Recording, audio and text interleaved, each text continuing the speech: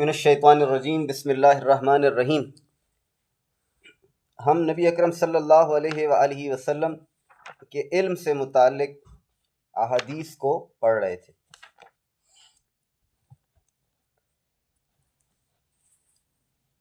और आज 4 मार्च 2026 है। इब्न क़य्यम जौज़ी इब्न साद से तबक़ात में लिखते हैं कि हज़रत उस्मान बिन तलहा रज़ियल्लाहु ताला अन्हु से रवायत है कि उन्होंने बयान किया कि ज़माने जाहिलियत में दोशंबा और पंजशंबा को काबा तवाफ़ के लिए खोला जाता था। दोशंबा वाले दिन और पंजशंबा वाले दिन तवाफ़ के लिए काबा को खोला जाता था। इन दोनों के अलावा एक रोज़ आप सल्लल्लाहु अलैहि वसल्लम तशरीफ़ लाए और काबातुल्लाह में दाखिल होना चाहा, मगर मैंने सख्ती से रोक दिया। आप सल्लल्लाहु अलैहि वसल्लम ने तहम्मुल और बर्दाश्त से काम लिया और फरमाया, ए उस्मान, ये उस्मान बिन तलहा हैं, याद रखो वो वक्त कुछ दूर नहीं कि खाना काबा की चाबी एक साहिब इख्तियार की हैसियत से मेरे पास होगी। आज तो तुम मुझे अंदर जाने नहीं देते हो, एक वक्त ऐसा भी आएगा कि ये चाबी मेरे इख्तियार में होगी। मैं जिसे चाहूंगा तवल्लियत के साथ चाबी अता करूंगा। मैंने कहा था, मोहम्मद, क्या इस वक्त कुरैश मर चुके होंगे? तुम चाबी कैसे, आपको चाबी कैसे मिलेगी? हम सारे किधर, हम जब मर जाएंगे, या फिर वो जिल्लत और रसवाई को बर्दाश्त कर लेंगे? आप सल्लल्लाहु अलैहि वसल्लम ने जवाब फरमाया था, उस्मान, ऐसा नहीं है, इस दिन कुरैश को इज्जत और मुआफी मिलेगी। नबी अलैहिस्सलाम कब कह रहे हैं? जब हिजरत भी नहीं हुई है, जब किसी को वहम गुमान में भी नहीं है। ये फरमा के आप सल्लल्लाहु अलैहि वसल्लम काबा में दाखिल हो गए। इसके बाद मैं आपको काबा के अंदर दाखिल होने से न रोक सका, यानी जब भी आप आते थे मुझे खोल देता था मैं दरवाजा। चाबी उस वक्त इनके पास थी, हजरत उस्मान बिन तलहा के पास। लेकिन आप सल्लल्लाहु अलैहि वसल्लम की बातें मेरे दिल में घर कर गई थी। मुझे यकीन हो गया था कि हुजूर सल्लल्लाहु अलैहि वसल्लम ने जो फरमाया वो होकर रहेगा। फिर मैंने मुसलमान हो जाने का इरादा किया तो मेरी कौम ने मुझे झिड़का और सख्ती के साथ खाइफ कर दिया, डरा दिया। फतह मक्का के रोज हुजूर सल्लल्लाहु अलैहि वसल्लम ने काबतुल्लाह की चाबी मुझसे तलब फरमाई। आज तो पूरे मक्के के हुक्मरान थे, पूरी फौज के साथ आए थे, सारे कुरैश को इज्जत भी दी और माफी भी दे दी। काबतुल्लाह की चाबी मुझसे तलब फरमाई, मैंने चाबी दी। आप सल्लल्लाहु अलैहि वसल्लम ने अपने हाथ में लेकर फिर मुझ ही को अता कर दी, क्योंकि रोका नहीं था ना, उस जमाने में इन्होंने नहीं रोका था। तो नबी अलैहिस्सलाम ने चाबी ले ली, यानी अपनी बात पूरी करके दिखाई कि आज मैं साहिब इख्तियार हूं, जिसको चाहूं चाबी दे दूं, और फिर वापस उन्हीं को दी। आज तक उनके खानदान में वो चाबी चलती है, हजरत उस्मान बिन तलहा। तो आज भी काबे की कलीद बरदार इन्हीं की औलाद में है। और फरमाया, ये चाबी हमेशा तुम्हारे पास रहेगी। नबी अलैहिस्सलाम, ये चाबी हमेशा तुम्हारे पास रहेगी। तुमसे किसी का चाबी लेना दरअसल जुल्म से छीन लेने के मुतरादिफ होगा। तो आज तक ये नबी अलैहिस्सलाम का वो मौजज़ा है, जिस तरह बाकी मौजज़े चल रहे हैं, कायम हैं कुरान करीम की तरह, ये मौजज़ा भी कायम है कि नबी अलैहिस्सलाम ने कहा, ये चाबी तुमसे कोई नहीं लेगा। आज तक ये चाबी उन्हीं के खानदान में है। ये कितने बड़े बड़े बादशाह उमरा आते हैं, इनसे चाबी, इनको बुलाते हैं, ये ताला खोलते हैं। ये नहीं कि इनसे चाबी लेकर ताला खोलते हैं, इनको बुलाया जाता है। ये बड़े बड़े सदूर और वो जो जाते हैं वजीर आजम, इन्हीं को बुलाया जाता है, इन्हीं के खानदान को। ये आते हैं, चाबी खोलते हैं, चाबी से ताला खोलते हैं और फिर अंदर जाते हैं। ज़ादुल मआद फी हुदा खैरुल इबाद, जिल्द नंबर 3 सफ़ा 409। इसी को इमाम जलालुद्दीन सयूती साहब रहमतुल्लाह अलैह ने लिखा है क़साइसुल कुबरा में, जिल्द नंबर 1 सफ़ा 442। सुबुलुल हुदा व रशाद, जिल्द नंबर 10 सफ़ा 65 पर। और बुरहानुद्दीन हलबी इसको इंसानुल उयून फी सीरतिल अमीन अल मामून अल मारिफता बिल मारूफ सीरतिल हलबिया, जिल्द नंबर 3 सफ़ा 54 पर लेकर आए। हाफिज इब्न अब्दुल बर मालिकी, मुतवफ़ा 463 हिजरी, वो लिखते हैं कि इमाम अब्दुल मलिक इब्न हिशाम, ये सीरत की दूसरी किताब इब्न मलिक इब्न हिशाम ने लिखी है, 213 हिजरी में सीरत इब्न हिशाम कहा जाता है कि नबी अलैहिस्सलाम ने फरमाया एक शख्स से, क्या तू फसाला है? उसने जवाब दिया, नाम, जी हाँ। आपने फरमाया, क्या तू अपने दिल में क्या ख्याल कर रहा था? तो उसने कहा, ला शाय कुंता अस्कुरुल्लाह फदहकन नबी सुम्मा क़ाल अस्तग़फिरुल्लाह, कि मैं अल्लाह ताला से आपके लिए मग़फ़िरत तलब करता हूं। अब ये इन्होंने दिल में वैसे ही बना कर कहा, और नबी अलैहिस्सलाम ने अपना दस्त मुबारक एकदम उनके सीने पर रख दिया। तो अब ये तो अपने दिल से बनाकर कह रहे थे, लेकिन नबी अलैहिस्सलाम का दस्त मुबारक जैसे ही सीने पर पड़ा, एकदम सीना साफ हुआ। इनको ऐसे लगा कि मेरे अंदर से ये अल्फाज निकले,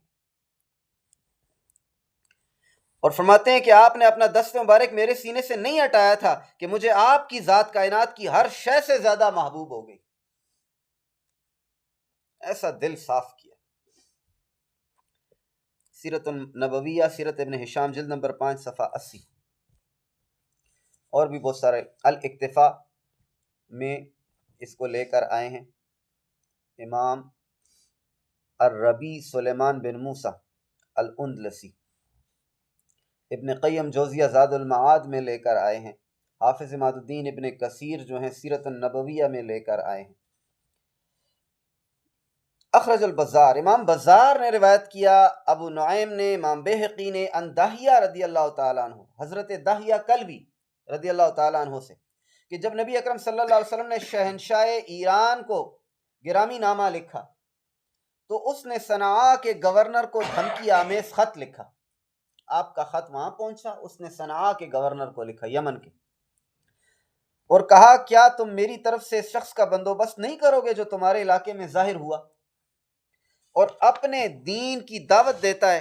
तुम ये काम सरंजाम दोगे या फिर मैं तुम्हें इसकी पादाश में सजा दूंगा। चुनांचे सनआ के गवर्नर ने अपना एलची नबी अकरम सल्लल्लाहु अलैहि वसल्लम की खिदमत में भेजा। जब आप सल्लल्लाहु अलैहि वसल्लम ने हाकिम सनआ का खत पढ़ा तो 15 दिन तक उस एलची को कोई जवाब न दिया।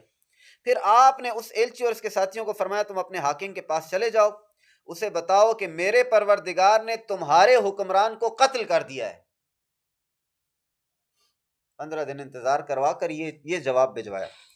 बस वो रवाना हुए। आमिल सनआ को जाकर नबी अकरम सल्लल्लाहु अलैहि वसल्लम की इस गैबी खबर से आगाह किया।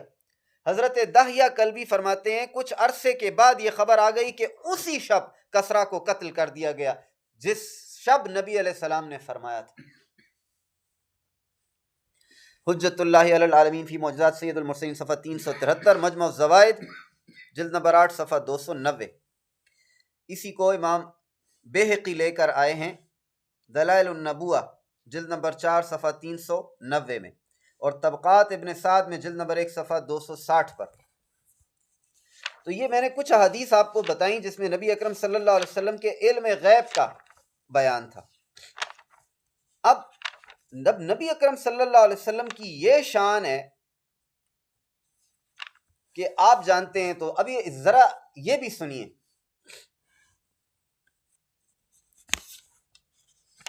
इब्न असाकर जो हैं उन्होंने अल हसन बिन मोहम्मद अलवी रहमहुल्लाह से रवायत किया।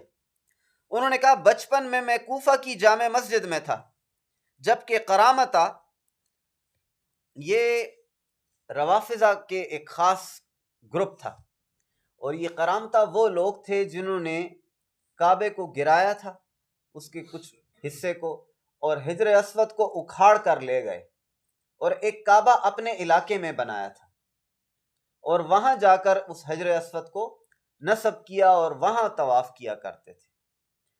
तो इनकी इस हरकत की वजह से, और ये बड़े सख्त वहां कत्लो गारत करते थे करामता, तो 20 साल तक के अरसे में हज ना हो सका इनकी वजह से। उस जमाने में, ये 230 हिजरी के आसपास की बात है। तो ये वो करामता थी। और ज़िमन में ये बात भी बताता चलूं कि जब वो उनका बड़ा मारा गया और बाद में इन्होंने अपने लोगों को भिजवाया कि हजर अस्वद आप हमें वापस करें। तो जब ये हजर अस्वद को जाते थे तो वो ऐसा पत्थर इनको दे देते थे जो बाद में पता चलता था कि हजर अस्वद नहीं है, तो परेशान होते थे। तो एक दफ़ा इस तरह था कि मक्का शरीफ में एक बुजुर्ग थे, फ़कीर थे। उन्होंने खुद अपने उस ज़माने के खलीफा को कहा कि मुझे इजाज़त दें, मैं वो लेकर आता हूँ। उन्होंने कहा वैसे भी इतने जो लोग गए हैं तो ये भी चल सही, और दिल में यकीन नहीं था।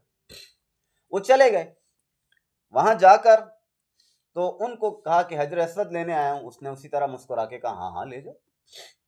आपने कहा कि एक शर्त है, एक बड़ा सा बर्तन लाएं जिसमें पानी हो, और एक बड़ा सा बर्तन ऐसे लाएं जिसमें भड़कती हुई आग हो, तो उसके बाद मैं ये लेकर जाऊंगा।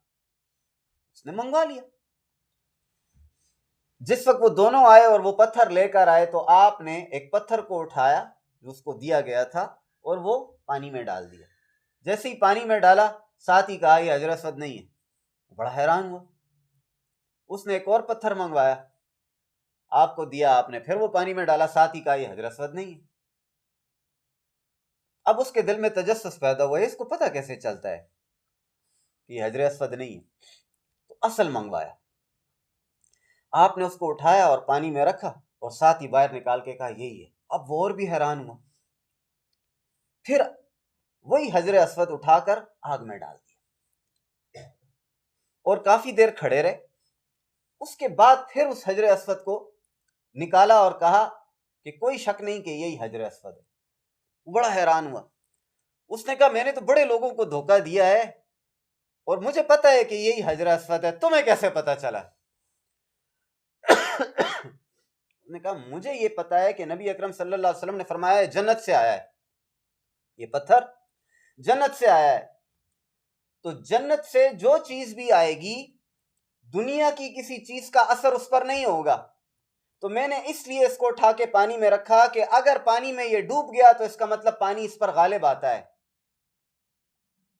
तो ये पानी में जैसे ही रखा तो ये नहीं डूबा, इसका मतलब है पानी पर इस पर गालिब नहीं आ सकता था। तो मैं जान गया कि यही हजर अस्वद है। फिर मैंने इसको उठा के आग में रखा।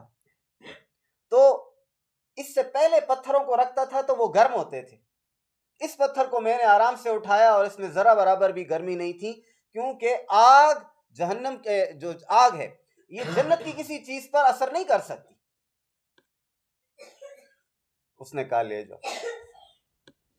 तो ये इस तरह लेकर आए। बहरहाल नाम करामता का आया था। तो खिलाफत अब्बासिया के ज़माने में खुरूज किया था इन्होंने। हजर अस्वद को लाए तो अहले कूफा ने अमीरुल मोमिनीन हज़रत अली की एक रिवायत बयान की कि हज़रत अली उल मुर्तज़ा कर्रमुल्लाह वजह ने फरमाया गोया मैं असवंदानी को जो कि हाम की औलाद से है देख रहा हूँ कि इसने मेरी इस मस्जिद के 7वें किंगरे से हजर अस्वद को गिराया है। हज़रत अली 40 हिजरी के आसपास थे कूफा में, और ये करामता का दौर 200 हिजरी के बाद का है। फरमाया उसका नाम रहमा है। रावी ने बयान किया कि जब करामता मस्जिद के अंदर आए तो उसके सरदार ने कहा रहमा उठ। असवंदानी जो औलाद हाम से था वो उठा और उसे हजर अस्वद देकर कहा इसे मस्जिद की छत पर ले जा और ऊपर से गिरा दे। तो वो हजर अस्वद को लेकर मस्जिद की छत पर चढ़ा। वो पहले किंगरे के करीब उसे गिराने लगा तो एक इंसान ने दूसरे किंगरे की तरफ धकेल दिया उसको। किसी ने उसको धक्का दिया तो वो पहले किंगरे से दूसरे की तरफ चला गया। जब वो वहां से गिराने लगा तो तीसरे किंगरे की तरफ धकेल दिया, यहां तक कि वो 7वें किंगरे पर पहुंचा। वहां से उसने हजर अस्वद को गिराया। ये वाकया देखकर अमीरुल मोमिनीन रदियल्लाहु ताला अन्हु के कौल की सदाकत पर लोगों ने अल्लाह अकबर का नारा लगाया कि 200 साल पहले हजरत अली करमुल्लाह वजुल करीम ने बताया था। तो अंदाजा करें कि नबी अकरम सल्लल्लाहु अलैहि वसल्लम के साथियों की शान ये है कि वो 200 साल बाद आने वाले वाकये की इत्तला देते हैं। क्योंकि आपकी जबान मुबारक से क्या निकला था 7वें किंगरे से गिरेगा। तो उसने हर किंगरे से गिराने की कोशिश की लेकिन गिरा नहीं सका, जब तक 7वें पर नहीं पहुंचा। तो 7वें पर पहुंचा तो फिर उसके हाथ से वो नीचे गिरा। अंदाजा करें। तो ये नबी अलैहिस्सलाम के साथियों की शान है। हज़रत अली करमल्लाहु वजहुल करीम 200 साल पहले ये वाक़या उन्होंने बयान किया मस्जिद कूफा में।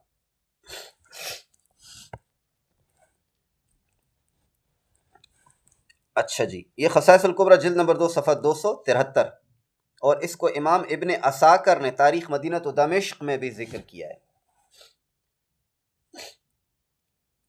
अल्लामा शरीफ रहमहुल्लाह लिखते हैं कि जफ़र और जामे अमीरुल मोमिनीन अली करमल्लाहु वजहुल करीम की 2 किताबें हैं, यानी ये आपके 2 ख़ास इल्म हैं जिनको आपसे सुनकर लिखा गया।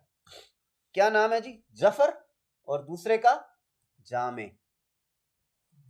बेशक अमीरुल मोमिनीन ने इन दोनों में इल्मुल हुरूफ की रविश पर, इल्मुल हुरूफ के तरीके पर खत्म दुनिया तक जितने वक़ाए होने वाले हैं सब जिक्र फरमा दिए हैं। इल्मुल हुरूफ की बुनियाद पर अपने ज़माने से लेकर क़यामत तक के सारे वाक़यात उनको हुरूफ के छोटे छोटे हरफों में लिखा है।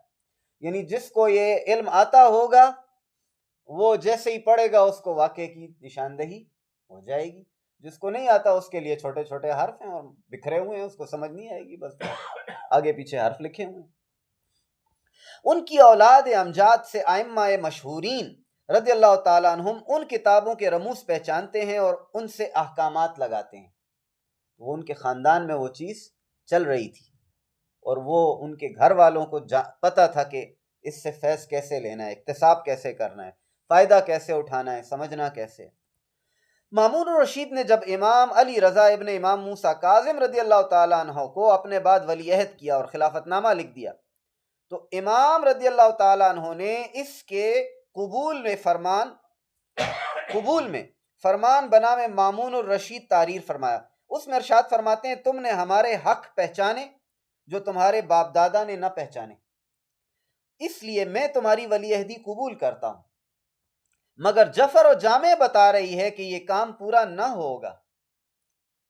खत में एक तो लिख दिया कि जो तुम्हारा अगर नीयत ठीक है तो मैं ले लेता हूं, लेकिन मेरे बुजुर्गों का इल्म बताता है कि यह होगा नहीं।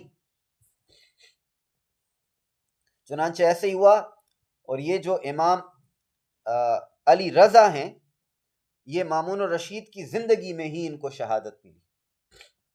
मशाइख मगरिब इस इल्म से हिस्सा और इसमें अहले बैत कराम से अपने इंतसाब का सिलसिला रखते हैं। मैंने मुल्क शाम में एक नज़्म देखी जिसमें शाहान मिस्र के अहवाल की तरफ रमज़ों में इशारा है। वो कहते हैं, मैंने सुना वो अहकाम इन्हीं दोनों किताबों से निकाले हैं। शरह अल मुवाफ़िक़ अन्नु अस्सानी अल मक़सद अस्सानी जिल्द नंबर 6 सफ़ा 22। इसी तरह हयातुल हैवानुल कुबरा, ये शेख कमालुद्दीन अदमेरी जो हैं वो लिखते हैं कि जफर एक जिल्द है कि इमाम जाफर सादिक ने लिखी, यानी अपने बुजुर्गों से जो चीज उनको आ रही थी उन्होंने उसको लिख लिया, और इसमें अहले बैत कराम के लिए जिस चीज के इल्म की उन्हें हाजत पड़े और जो कुछ कयामत तक होने वाला है सब तहरीर फरमा दिया। हयातुल हैवानुल कुबरा जिल्द नंबर 1 सफ़ा 279। वफ़ियातुल आयान तर्जुमा है अब्दुल मुमिन साहिबुल मगरिब जिल्द नंबर 3 सफ़ा 408। इसी तरह इमाम गजाली ने भी इसको लिखा है, इमाम सुबकी ने लिखा है, इमाम यूसुफ बिन इस्माइल अन्नभानी ने कसरत से लिखा है। इस ज़मन में क्योंकि ये बात आई तो मैं एक वाक़या रिकॉल करता हूँ ताकि आप ये इस इल्म को ज़रा समझ सकें। हमारे मौलवी साहब भी बहुत ज़्यादा इसको बयान किया करते थे, और ये पीर मेहर अली शाह साहब रहमहुल्लाह से ज़ाहिर है वहाँ से वो चीज़ इधर आई थी। तो इस तरह था कि आपको ये पहले भी सुनाया लेकिन अब दोबारा सुना रहा हूँ क्योंकि हो सकता है कि किसी से मिस हुआ हो। कि एक पादरी था, प्रीस्ट, वो पीर मेहर अली शाह साहब रहमहुल्लाह के पास आया और उसने कहा कि आप लोग तो बड़ा नबी अलैहिस्सलाम के नवासों के नाम बड़े लेते हैं, इमाम हसन इमाम हुसैन का तस्करा बड़ा करते हैं, बड़ी उनका मोहब्बत का इजहार करते हैं, तो मैंने तो पूरा कुरान पढ़ लिया पूरा कुरान मैंने पढ़ लिया, इसमें तो दोनों का नाम ही नहीं है, इनमें तो नामो निशान नहीं है उनका, तो फिर कैसी इतनी मोहब्बत उनसे ज़्यादा। आप मुस्कुराए और आपने उसे कहा कि यहाँ तो उम्र गुजरी है इसी दश्त की सयाही में, नहीं सारी उम्र हमने भी कुरान पढ़ा है, लेकिन ये दावा हमने नहीं किया कि कुरान पढ़ लिया है, सारा सारा पढ़ लिया है, ये दावा नहीं किया। फिर उसे कहा कि इल्मुल आदात से वाकफियत रखते हो? उसने कहा हाँ। बैठो। उसको कहा कुरान खोलो। उसने कहा कहाँ से? कहा जहां से दिल करता है खोलो। अंदाजा करें, वो कहीं से भी तो खोल सकता था कुरान, वो कहीं से भी खोल सकता था। आपने उससे कहा जहां से दिल करता है कुरान खोलो। उसने दरमियान से कुरान करीम को खोल दिया और कहा औज़ु बिल्लाहि मिनश शैतानिर रजीम, कहा पढ़ो। तो उसने कहा औज़ु बिल्लाहि मिनश शैतानिर रजीम। आपने कहा ठहर जाओ, ताउज़ कुरान का हिस्सा नहीं है, आगे पढ़ो। उसने कहा बिस्मिल्लाहिर रहमानिर रहीम। आपने फरमाया ठहर जाओ, लिखो, इसके आदाद निकालो, बिस्मिल्लाहिर रहमानिर रहीम, इसके आदाद निकालो। उसने आदाद लिख कर निकाले और टोटल किया तो 786 आया। आपने फरमाया अब लिखो इमाम हसन। उसने लिख दिया इमाम हसन। आदाद निकालो 206। कहा इनकी पैदाइश लिखो 2 हिजरी। उसने लिख दी। कहा इनका विसाल लिखो 6 हिजरी 50 हिजरी। उसने लिख दिया। आपने फरमाया अब लिखो इमाम हुसैन। उसने लिख दिया। अदद निकालो तो 210। कहा इनकी पैदाइश लिखो 6 हिजरी, इनका विसाल लिखो 61 हिजरी। लिख दिया। आपने कहा अब लिखो करब व बला। उसने लिख दिया। आदाद निकाले 226। मैं आपको आदाद साथ साथ सुना रहा हूं। का टोटल करो, टोटल किया तो 786 आया। वो हैरान रह गया।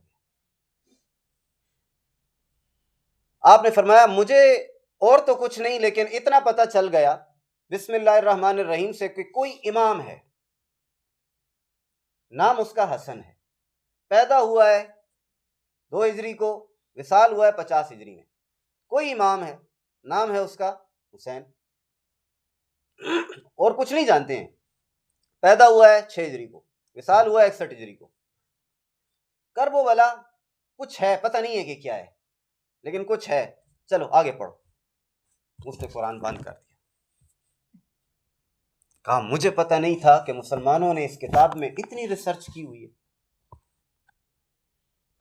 अब वो आगे पढ़ता तो और क्या क्या कुछ निकलता। महर मुनीर में बड़ी तफसील से यह वाकया लिखा है, वो पूरी कैलकुलेशन के साथ लिखा है। तो मैं आज बल्कि वो उसका पेज शेयर कर भी दूंगा उस कैलकुलेशन का, तो देखें और हैरान हो। ये इल्म जफर की बात हो रही है कि कुरान में क्या क्या कुछ है। और ये अगर आपको यकीन नहीं आ रहा कि ऐसा हो सकता है कि सारे के सारे वाकयात लिखे हुए हैं, तो ये सबूत है कि सारे के सारे वाकयात लिखे हुए हैं इसी किताब में। किसी को नजर नहीं आते तो कसूर उसकी आंख का है। अगर बरोज न बीनत शप रहे चश्म, दिन की रोशनी चमगादड़ की आंख अगर नहीं देख सकती, चश्मा आफ्ताब राचे गुना, सूरज का क्या कसूर, वो तो पूरी आब और ताब से चमकता है। फिर ये भी तवज्जो करें कि उन्होंने क्या कहा था, जहां से दिल करता है खोलो, यानी हर सफे पे वो इनका जिक्र निकालते, यानी हर सफा कुरान का उनके जिक्र से मामूर है। आप नहीं जानते ना, तो इसका ये मतलब नहीं है कि बस है नहीं, समझें इसको। तो ये आज मैंने थोड़ा सा डिस्कस कर दिया। इंशाल्लाह कल जो है कुरान के एतबार से आपको बताऊंगा कि ज़ाती इल्म क्या है और अताई इल्म क्या है कुरान के एतबार से। उसके बाद वो सारी आयात जो पेश की जाती हैं नबी अलैहिस्सलाम के इल्म की मुखालिफत में कुरान से पेश की जाती हैं, उनको उनकी तफसीर करेंगे। तमाम मुतदाविल तफसीरात मुतक़द्दिमीन की जो तफसीरें हैं उनसे, और प्रूफ करेंगे कि ये जो बताते हैं ये गलत बताते हैं, इंटरप्रिटेशन जो करते हैं गलत करते हैं, जो समझ बैठे ये गलत समझ बैठे। इंशाअल्लाह इसको आगे लेकर जाएंगे। वमा अलैना इल्लल बलागुल मुबीन।